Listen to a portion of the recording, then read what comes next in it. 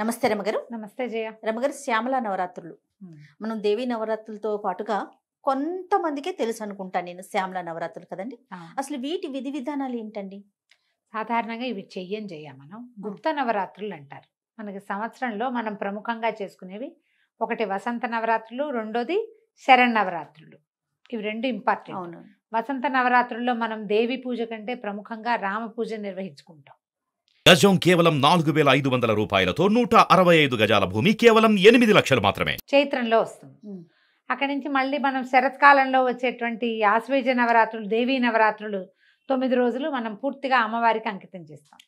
ఇవి కాకుండా ఇంకొక 2 నవరాత్రులు చేసుకుంటారు.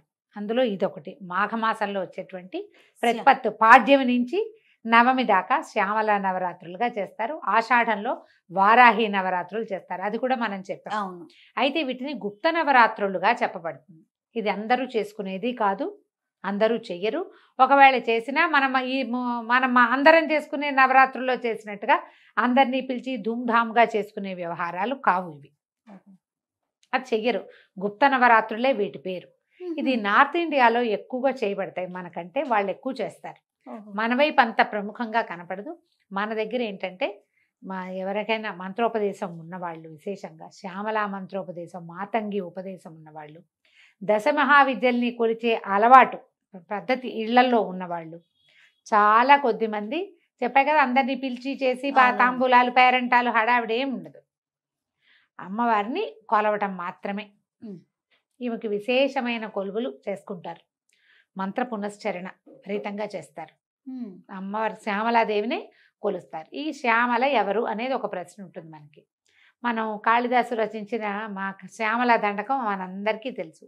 సినిమాలో ఉంది కాబట్టి అందుకు ఆ మొదటి ముక్కలు అందరికీ నోటికి కూడా వచ్చుంటాయి. మహాకవి కాళిదాసు సినిమాలో ఉన్నది కాబట్టి.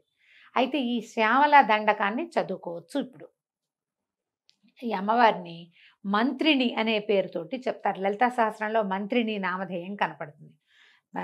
త్రిపుర సుందరి యొక్క మంత్రివర్గంలో అమ్మవారు అన్నమాట. ఈవిడ పరివార శక్తి. ఒరిజినల్గా పరాశక్తే శ్యామల అంటం కాకుండా పరాశక్తి తాలూకు అంశాలలో దశమహావిద్యలుగా చెప్పబడే అంశంలో మాతంగి అనే విద్య ఈమె అని చెప్తారు. ఆమె తన సైన్యాధిపతుల్ని, మంత్రుల్ని అట్లా సృజించింది. ఆ మంత్రులలో ఈమె ప్రధానమంత్రి శ్యామలాదేవి. పరాశక్తి యొక్క మంత్రిని. ఈవిడ మతంగ మహామునికి కుమార్తెగా జన్మించిందట. అంచేత ఈమెని మాతంగి అంటారు. మాతంగి మధుచాలిని అమ్మవారి ఈమె మాతంగి. ఎట్లా ఉంటుందంటే చక్కగా ఆకుపచ్చని అంటే ఎలా ముదురాకు పచ్చ రంగు వర్ణంతో కనపడుతుంది మనకి. శ్యామల స్వరూపం అనగానే ఎర్రని వస్త్రము ఆకుపచ్చగా కనపడుతుంది. అంటే నలుపులోకి చేరికగా ఉన్న ముదురాకు పచ్చ రంగు వర్ణ ఛాయ, వీణ వాయిస్తూ ప్రత్యేకమైన స్వరూపంలో ఇట్లా ఉజ్వలంగా ఉన్న ముఖము ఎంత బాగుంటుందో అసలు ఆ పిక్చర్ ఊహిస్తేనే బాగుంటుంది. అది కూడా ఈ మాణిక్య వీణాముపలాలయంతి శ్లోకం వల్లే దీన్ని సృజించారనమాట. ఈ స్వరూపాన్ని ప్రత్యేకమైన స్వరూపంలో ఉంటుంది. ఈమె జ్ఞానప్రదాత, విద్యాప్రదాత. కాళిదాస మహాకవికి అక్షర జ్ఞానం లేని వాడికి కావ్యాలు రాయగలిగే ప్రజ్ఞనిచ్చింది ఈ తల్లి.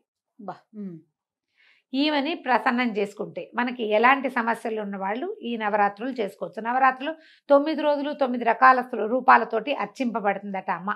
ఎవరికైతే ఆ మంత్రం ఉందో, ఈ విధానం అలవాటు ఉందో వాళ్ళు చేసుకుంటారు. మనలాంటి సామాన్యులకి అంత వ్యవహారం అక్కర్లేదు.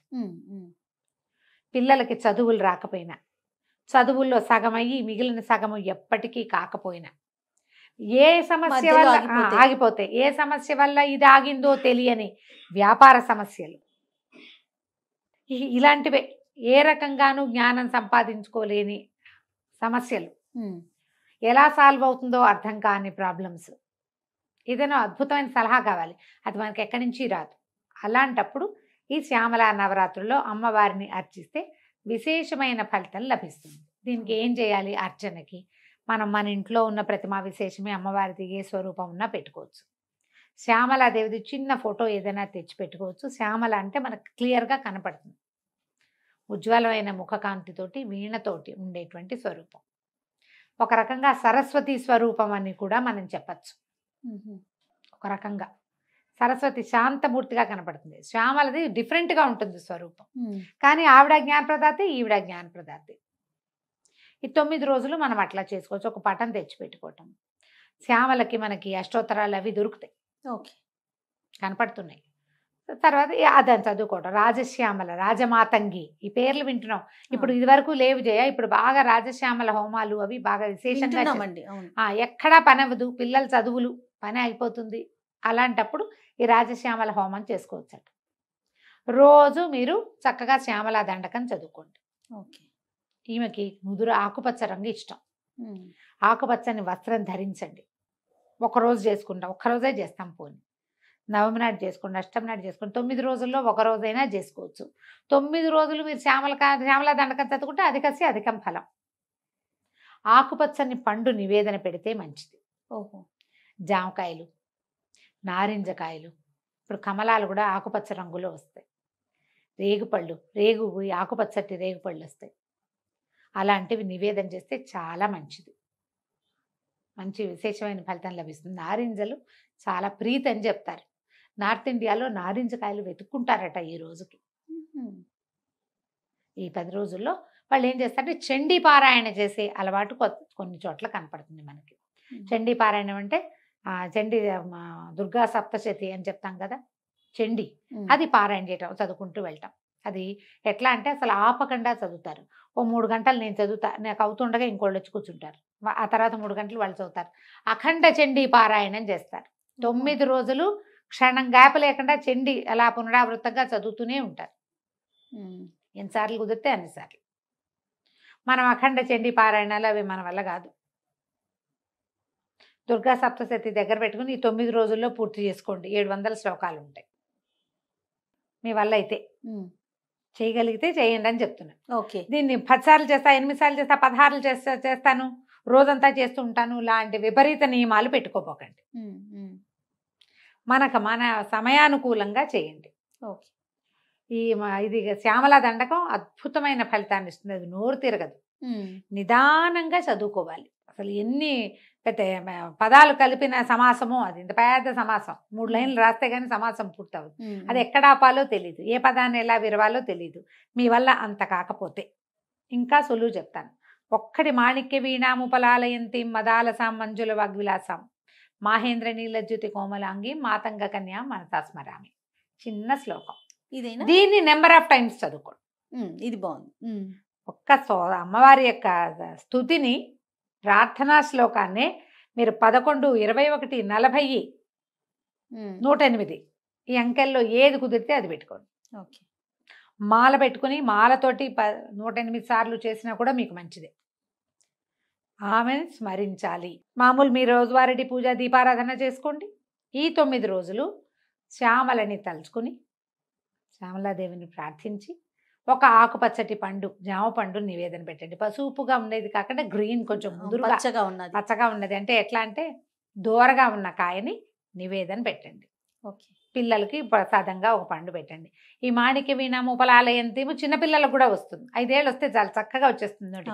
పిల్లలతో కూడా చెప్పించండి. 3 టైమ్స్ 5 టైమ్స్ 11 టైమ్స్ చెప్పించండి.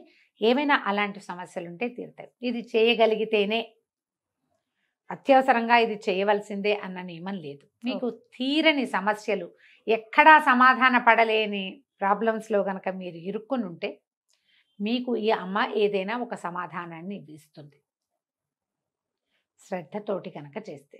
విశేషంగా చేయాలంటే ఎవరన్నా పురోహితుని పెట్టుకుని అర్చనా కాలాదులు జరిపించుకోవచ్చు.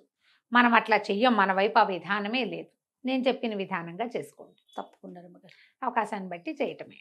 తప్పకుండా. నమస్తే. నమస్తే.